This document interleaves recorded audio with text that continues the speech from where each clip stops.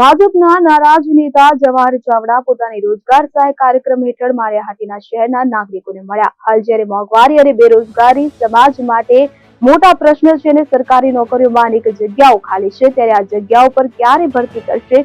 તો માળિયાહાટીના તાલુકા બેરોજગારી અને નોકરી વંચક યુવાઓની મુલાકાત લઈ તેઓની માંગણીઓ સાંભળી હતી। આગામી દિવસોમાં સરકાર ખાલી જગ્યાઓ પર યોગ્ય લાયકાત ધરાવતા યુવાઓની તાત્કાલિક ભરતી કરે અને રોજગાર ઉભા કરે તેવી માંગ કરી છે।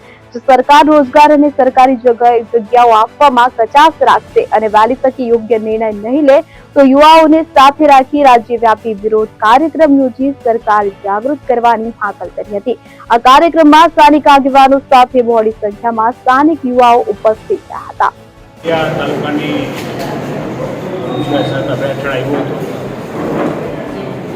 ટૂંકમાં જોબ માટે સરકારની અલગ અલગ ડિમાન્ડો જે પ્રજામાંથી આવી છે એને એટલે ક્લેરિટી ઓફ થોટ પ્રોસેસ સરકાર દ્વારા ક્યારે ભરતી થશે, કોની ભરતી થશે અને ભરતીમાં નિર્ણય ક્યાં સુધીમાં આવી જશે અને જો નિર્ણય ન આવે તો તે ઉમેદવારોને શું કરવું, એ જો નિર્ણય એડવાન્સમાં જો ફિક્સ થઈ જતો હોય એવી ડિમાન્ડ મેક્સિમમ માણસો પાસે મળી।